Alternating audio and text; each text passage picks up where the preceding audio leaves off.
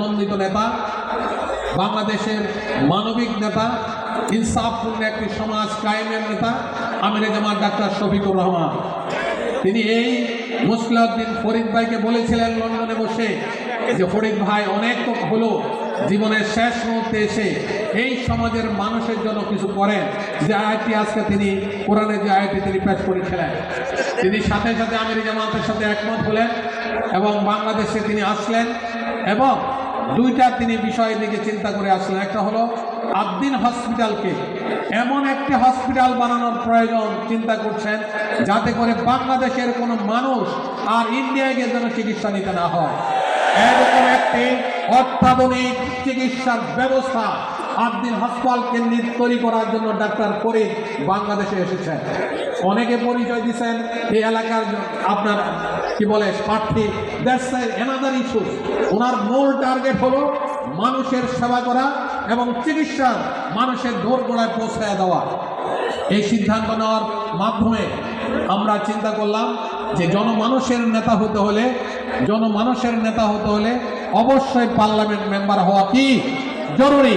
বাংলাদেশ জামাত ইসলামের আমির ঘোষণা দিয়েছে, আবার জনসাধারণের কাছে আপনারা যদি আমাদেরকে ভালোবাসা দেন, আপনারা যদি আমাদেরকে পছন্দ করেন আর ওই পার্লামেন্টে যদি আপনারা আমাদেরকে পাঠাতে চান, তাহলে আমরা আপনাদের ভালোবাসা নিয়ে পার্লামেন্টে গিয়ে কোরআনের আয়াত কায়েম করব, আল্লাহর উহুলিয়াত কায়েম করব, আল্লাহর রুবুবিয়ত কায়েম করব, মদিনার আদলে একটি সুন্দর সমাজ ব্যবস্থা আমরা কায়েম করব।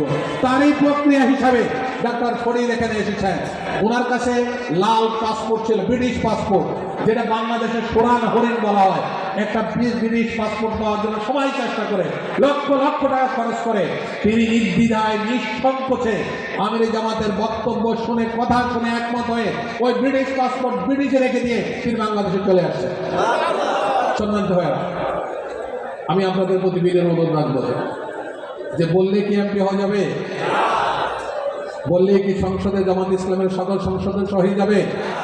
বললেই যদি ইসলাম প্রতিষ্ঠা হয়ে যেত, আল্লাহ রাসূলকে বদরে, উহুদে, খন্দকে, হুনাইনে যেতে হতো না।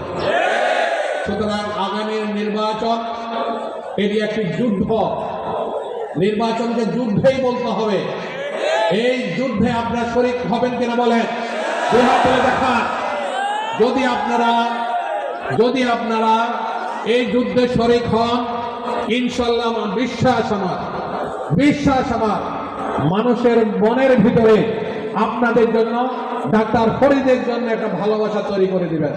কোরআনে আয়াত আছে কিন্তু, ইন্নাল্লাযিনা আমানু ওয়া আমিলুস সালিহাত সায়াজআলু লাহুমুর রাহমানু ওয়াদা। কোন ব্যক্তি যদি ইমানদার হয়, আমলে সালেহ করে, তাইলে মানুষের মনের ভিতরে আল্লাহ তার জন্য ভালোবাসা তৈরি করে দেয়। ইনশাআল্লাহ আমরা মানুষের মনিকোঠায় যাওয়ার চেষ্টা করব। আমাদের সমস্ত শক্তি, সাহস, যোগ্যতা, টাকা পয়সা সব দিয়ে আমরা ফরিদ ভাইয়ের জন্য কাজ করব। আল্লাহ আমাদেরকে তৌফিক দান করুন। ওয়া মা তৌফিক ইল্লা বিল্লাহ। আসসালামু আলাইকুম ওয়া রাহমাতুল্লাহি ওয়া বারাকাতুহু।